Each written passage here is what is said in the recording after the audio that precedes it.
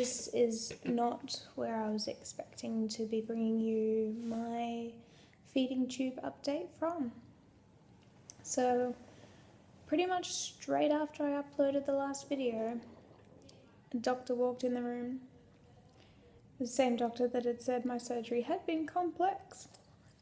It took 3 hours when it was only meant to take, a really short amount of time. It'd be really simple to put a GJ tube in. They just go through the esophagus and up through the stomach and jejunum, and Bob's your uncle, it's all done.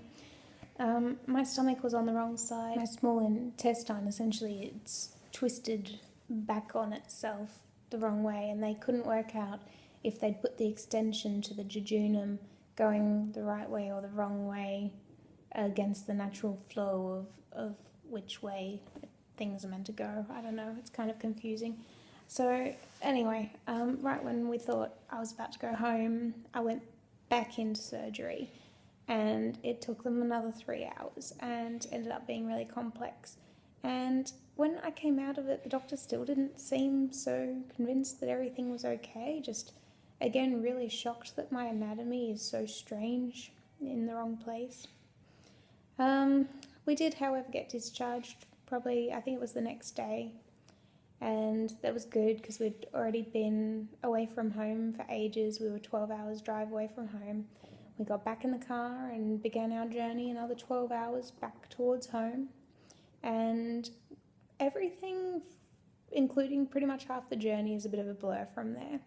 I started to get really unwell. The pain that I had been managing on just Panadol was getting worse. And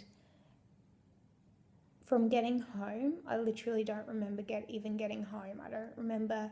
Apparently I'd sit on the couch and I'd just suddenly be completely asleep for hours on end, and everybody kind of just, as you would, let it go because I was healing from surgery.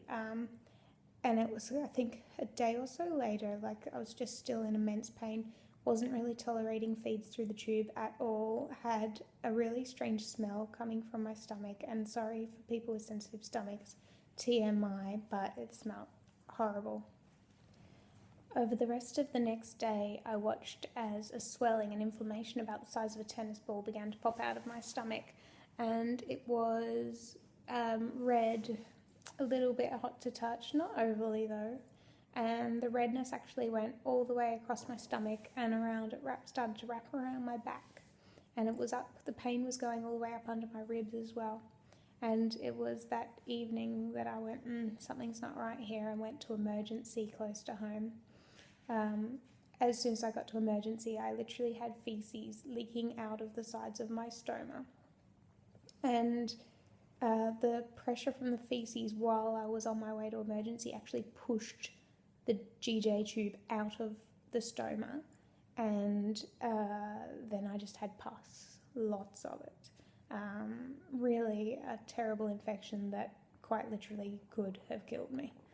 And it was all throughout my entire gut. So basically they turned me into Bride of Frankenstein. They cut me up the middle and opened everything up and washed everything out in my stomach.